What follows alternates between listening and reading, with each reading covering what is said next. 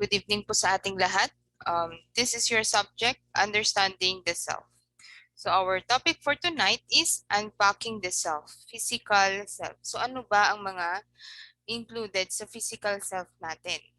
Bakit tayo ganito? Our physical. So let's see. This presentation is from Ruby R. or Beta. Credit. So let us first know what is the biological blueprint. Ano ba yung tinatawag nilang biological blueprint?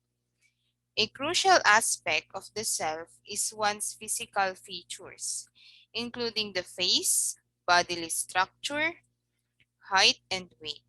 However, people should always consider their physical competencies, valuation of physical worth, and perception of beauty. So, ang tinatawag nilang biological blueprint ay ang ating itsura. From our face to our bodily structure, ang ating katawan, ang ating height, at ang ating weight.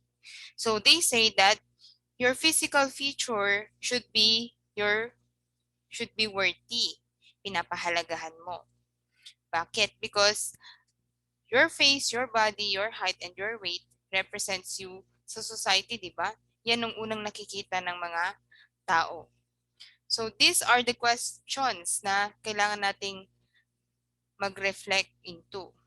So tanungin nga natin ang ating mga sarili. Am I beautiful? So, may you ask yourself, tanungin mo nga ngayon ng sarili mo, maganda ba ako? Pogi ba ako? Kung nagsasalamin ka ba, do you compliment yourself?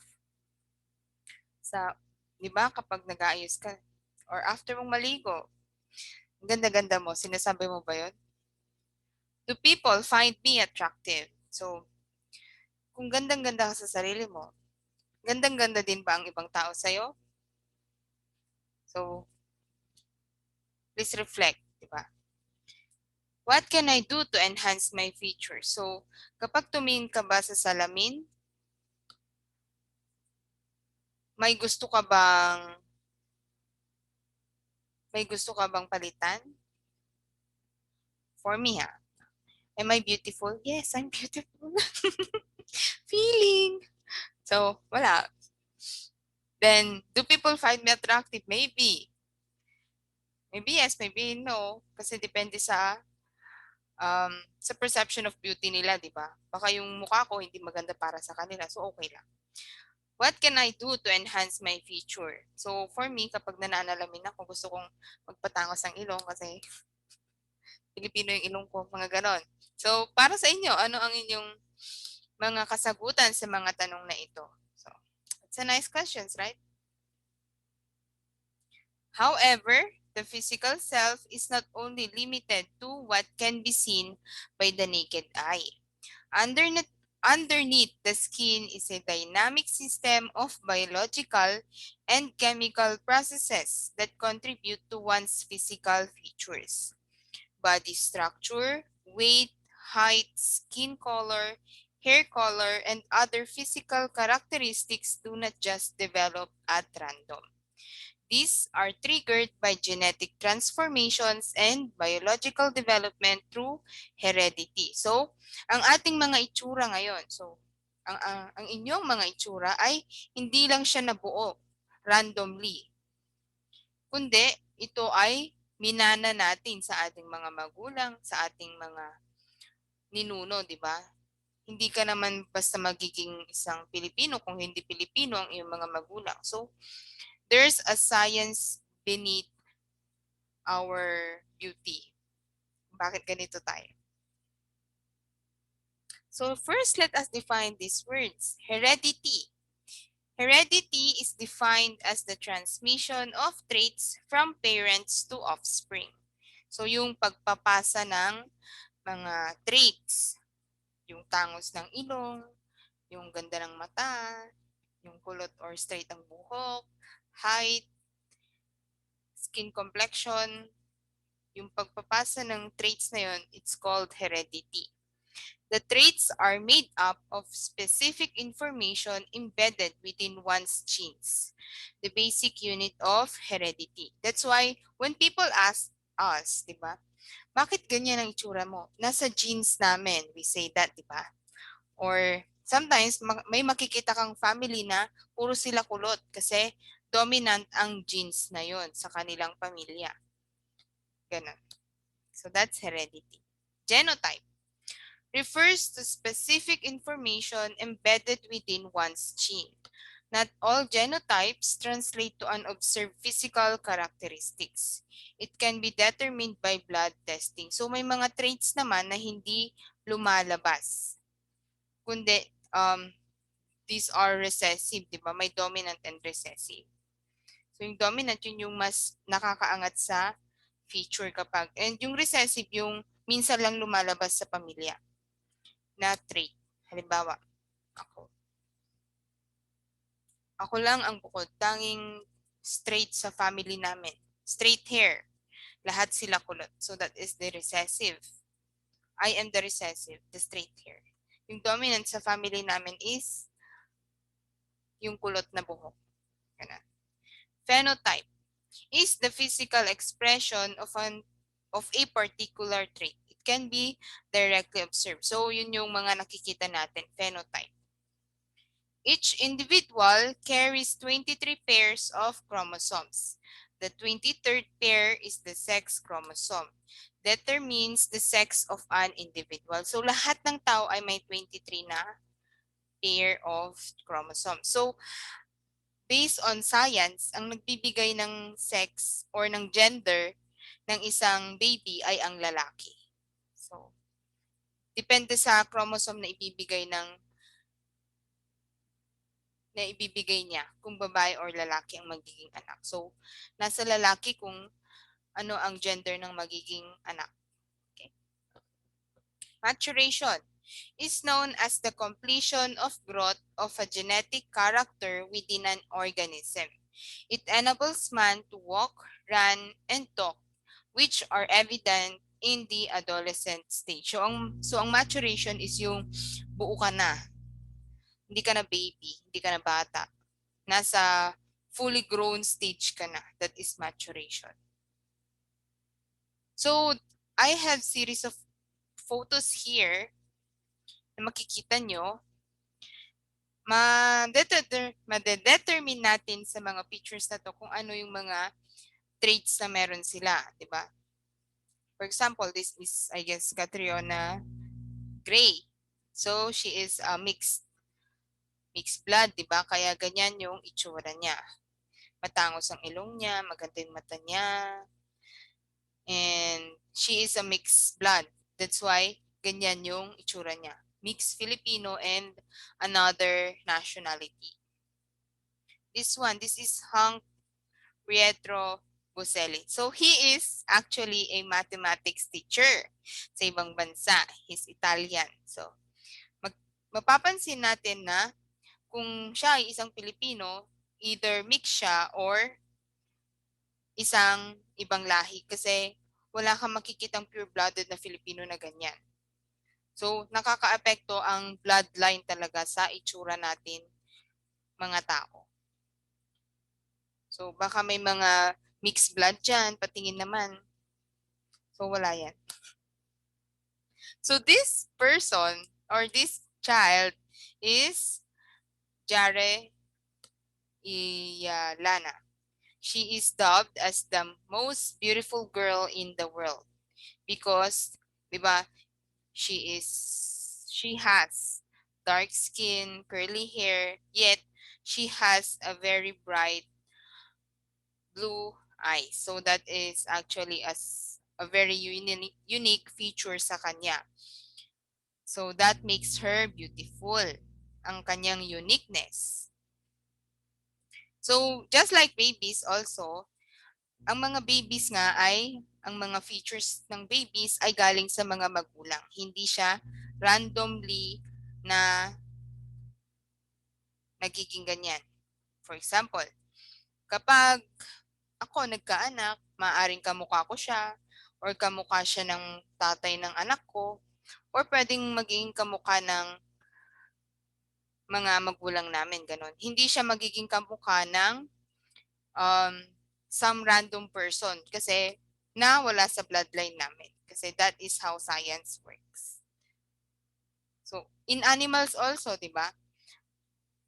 Kung pinanganak kang aso, aso ka.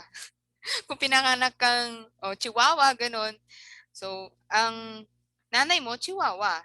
Ganon. So, dapat connect-connect. Okay, let's proceed. Beauty by numbers. Our attraction to another person's body increases if the body is symmetrical and in proportion. If a face is in proportion, we are more likely to notice it and find it beautiful. We perceive proportion bodies to be more healthy. So kapag may nakita tayong maganda, so baka proportion kasi yung mukha niya. So pantay-pantay, ganon. So as they say, or in TikTok, there is this trend, gaganon mo yung mukha mo. Eyes on me, charot. So gaganyan. Pag pare-pareho daw yung um, size ng noo, ng from kilay to tip of ilong, ilong to chin, ganyan. Pag pare-pareho siya ng sukat, that is proportion, di ba? You are dubbed as beautiful. Parang ganon. So maganda ka daw pag proportion yung mukha mo. And any parts of your body. So kapag pantay yung shoulder mo sa bewang mo, ay, straight naman na yun, di ba? Ganon. So napapansin natin ang mga proportions na maganda. Okay? So, pag nalamin po kayo, tumingin po kayo sa salamin, pakitignan po ang ating mga mukha. Ganon, kung proportion po siya. Ganyan daw. So, that is how they say it. But, in other culture, iba ang perception nila sa beauty.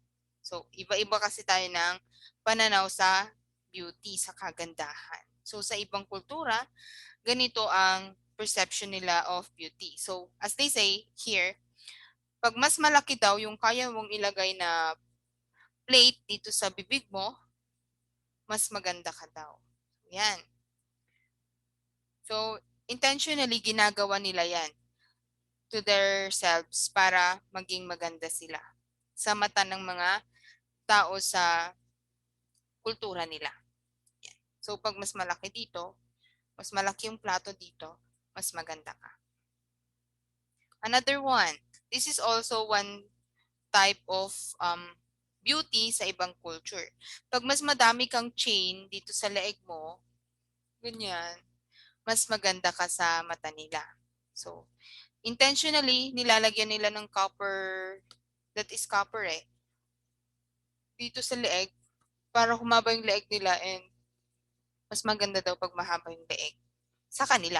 Ganun. And other, they shave their teeth into something like that. Kasi ganyan ang beauty sa kanila. So, this is a famous quote. Beauty begins the moment you decide to be yourself. So, para sa atin, di ba, tayong mga Pilipino, iba-iba ang standard natin ng beauty. Pero, beauty starts when you decided to be yourself. Kasi, if you keep on ginagaya mo yung kapitbahay mong nagkukojik, ganon, so you're not yourself. Be yourself. Next, self-image problem. So, problema natin ngayon to. A self-image problem happens when your looks doesn't match your beauty standards. For example, if you believe that attractive people are slim once, and if you were not slim, then you might believe that you are unattractive, even though others might believe that you are attractive. So, kapag ang pananaw mo sa maganda ay mga payat, ganon, pero ikaw, sa sarili mo, hindi ka payat, ganon. So, there is a self-image problem. Kaya hindi mo nakikitang maganda ka. Kasi nga, ang standard mo ng beauty ay mga payat. That's why. So, ganun din sa skin complexion, di ba? Dito sa Pilipinas, ang beauty sa Pilipinas ay fair skin and mga payat, di ba? Pero Yung ibang mga Pilipino, they take food supplements for whitening, nagpapa-inject sila ng glutathione, nagko-kojic, nagpapapaya. So, nagkakaroon ng self-image problem kapag hindi mo na-attain yung beauty standard, di ba? So, bumababa yung self-confidence mo kasi hindi ka pasok sa beauty standard. So, we need to mentally tell it to ourselves na kung syempre hindi ako payat. Pero ang perception ko ng magandang katawan talaga, yung mga chubby, yung mga mabewang, ganon. Kaya feeling ko tuloy maganda na din ako kasi ganon yung gusto kong, ganon yung perception ko ng maganda. Kasi hindi naman ako payat, ganon. So nasa pag-iisip lang talaga yan. So nakokontrol naman natin ang mind natin, di ba? So kung ano dapat yung perception natin ng beauty is ganon din tayo. Ganon. Ganon. Yan. So, yan. The problem here is with your own beauty standard and not with your looks. In order to like your looks, in such a case, you must fix your false belief about physical attractiveness. Kaya nga, may mga tao na imbes na yung mindset ang ina-adjust, yung physical self ang ina-adjust nila. Diba? So, halimbawa dito sa Pilipinas again, di ba? Maganda sa kanila ang matangos ng ilong. So, may mga Pilipino na hindi naman biniyayaan ng matangos na ilong, parang ako lang, na mag-iipon ng pera para may pang nose job, di ba? Pero, ang kailangan ko lang naman i-adjust ay ang pananaw na maganda ang pango na ilong. Nakasave ka pa ng pera, di ba? So, ayan. That is self-image problem. Yan. Next. Body image, self-esteem, and the influence of society. Society shapes us in many ways, possible more than we realize. From our interactions to our personal development, through to others' perception of our bodies as a reflection of self-worth. So, malaki ang influence ng society sa ating pagkatao, di ba? Kasi mula sa mga nakikita natin sa paligid natin, sa mga advertisements na nakikita natin, na doon nagkakaroon ng manipulation ng mindset natin, di ba? Kaya minsan ganito yung mindset natin na ang maganda ay maputi, ang maganda ay payat, ganun. Pero ang maganda ay tayo, ganun. We are social beings. Genetically, we rely on one another for the survival of humanity. That primal connection makes our interactions physiologically and psychologically important. So it's not surprising that how society perceives us affect us in many levels. So ito nga sa statement na to, we can apply the no man is an island. Maaapektuhan at maaapektuhan tayo kasi we need other people to live. Pero yung mga other people kasi, they talk a lot, di ba? Ang daming opinion na hindi naman hinihingi. Kaya nagugulo ang pag-iisip natin, ang perception natin sa buhay, perception natin ng kagandahan, di ba? Pero basically, we really need other people to survive because we are social beings. No man is an island. Pero dahil nga, unsolicited minsan yung mga opinion ng ibang tao, na-hurt din tayo, di ba? Just like, halimbawa, matagal kayo nagkita ng tita mo. Tapos, ang taba-taba mo na, Jen, sabi. Tinatanong ko ba ang opinion mo sa katawan ko? Ganun, di ba? So ako naman na nag-diet naman ako ng ilang buwan para sa reunion na yun. Tapos sinabi niyang payat ako. So yung mindset ko na naman ay parang nade-degrade ako, di ba? Parang bumababa naman yung tingin ko sa sarili ko sa panlalait ng ibang tao. Kaya kahit kailangan natin ng ibang tao para mabuhay as a social being, merong mga opinion talaga na nakakasakit. Lalo na yung mga opinion na hindi naman karapat-dapat sabihin. Walang filter. Yeah. So, and it's partly how society perceives our bodies that is of concern. We're talking body image. So, what does that involve? So yun nga, yung mga opinyon ng mga ibang tao na hindi naman natin hinihingi. Lalo na sa Facebook, di ba? Pag nag-post ka sa Facebook, oh, long time, nagpalit ka ng profile picture mo, di ba? Tapos, ang daming comment. Sana yung mga comment, ang ganda-ganda mo, ang sexy-sexy mo, ang blooming naman. Hindi, di ba? Some people, walang filter. Sasabihin, taba-taba mo naman na. So, tayo naman na sana naging confident na tayo sa sarili natin. Bababa na naman yung tingin natin sa sarili natin because of the society's standard, di ba? Ang society's standard kasi is slim, ganun. Ayan. So, body image is both internal and external.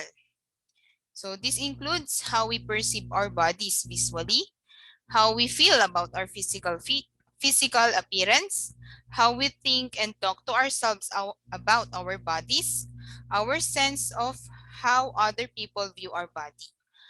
How we look has possibly never held as much societal importance or reflected so significantly on our perceived self-worth. So, ang body image natin, ang pananaw natin sa sarili natin, sa imahe natin, internal and external. Yung sinasabi ko nga, kahit kinakausap mo yung sarili mo na maganda ka, kahit chubby-chubby ka, gano'n. Kasi chubby is the new sexy. Pero ang dinidikta ng society is slim ang maganda, maputi ang maganda. So, nagkakaroon ng conflict of idea. Kaya nalilito ka na kung magda-diet ka ba o kakain ka ng madami kasi chubby is the new sexy nga, di ba? Ayan. So, for exercising the mind, you need to stretch down. You do yoga para ma-relax ka. Kaya you pray.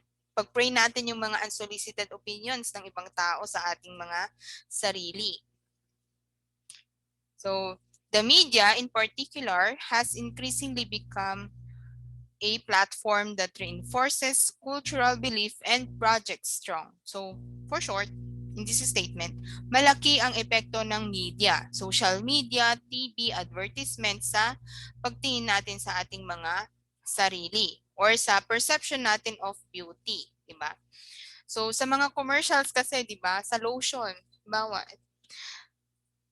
sa lotion pa lang, di ba, pinoportray ng advertisements ng lotion na kapag brown skin ka, parang ang pangit-pangit mo. Ganun yung pinoportray ng mga lotion, 'di ba? Tayo naman na mga sumusunod sa society's standard of beauty, bibili naman tayo ng lotion na whitening kasi nga the more fair you are, the more beautiful you are in society. Ganun din sa mga pampapayat, 'di ba? May mga pampapayat na food supplements, exercises, diet programs. So, that's how media manipulates the society. Ayun. So, ganun. And because of that, naapektuhan ang pamumuhay ng mga tao.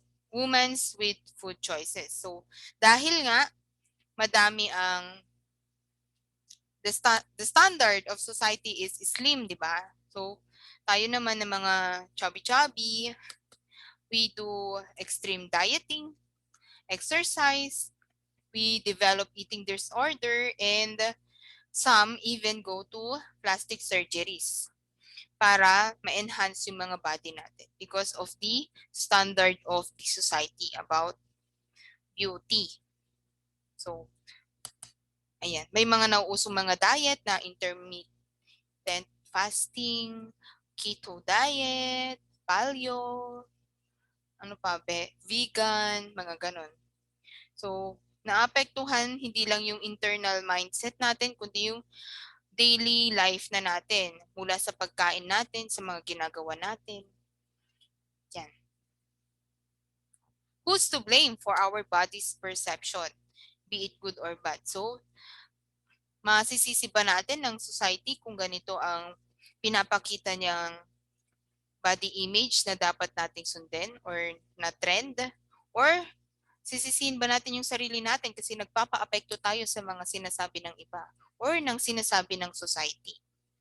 So, please reflect on that. So, ayan. So, here, um, we have our close friends as a support sana in the choice that we make. So, for example, you are chubby. So, dapat ini-encourage tayo ng mga or ina-appreciate na tayo ng mga friends natin that, ay, ang chubby mo, ang sexy-sexy mo, ganon. Hindi yung, ay, ang chubby mo, taba-taba mo, ganon. Parang nega-nega. So, our close friends should be our supporters sa choice natin. Kung gusto man natin maging tan skin, brown skin, or kung gusto mo mang mag-kojic, or whatever, magpapayat, magpataba, our close friend should be our mm, supporters. Yan. So, ayan. Here is a photo of women of different size. So, here, hindi dapat gawing, if someone is obese, they tagged it as ugly, di ba? All people are pretty. Or lahat ng tao ay maganda. Sa atin yun kung paano natin i-present or tanggapin that these are the standards of society. If you project a positive self-image, people will be more likely to see you as a positive or capable person. That's why there are a lot of trends sa TikTok, sa Instagram, the body positivity, di ba? Sinasabi nila kasi they are erasing the mindset na ang slim lang ang maganda, ang fair skin lang ang maganda, or ang mga clear skin lang ang mga magaganda. Um they encourage people to do body positivity. Kung anong merong katawan, kung anong meron ka na katawan, be positive on it. Tanggapin mo, you are beautiful regardless of the society's standard. Yeah. And I made series of questions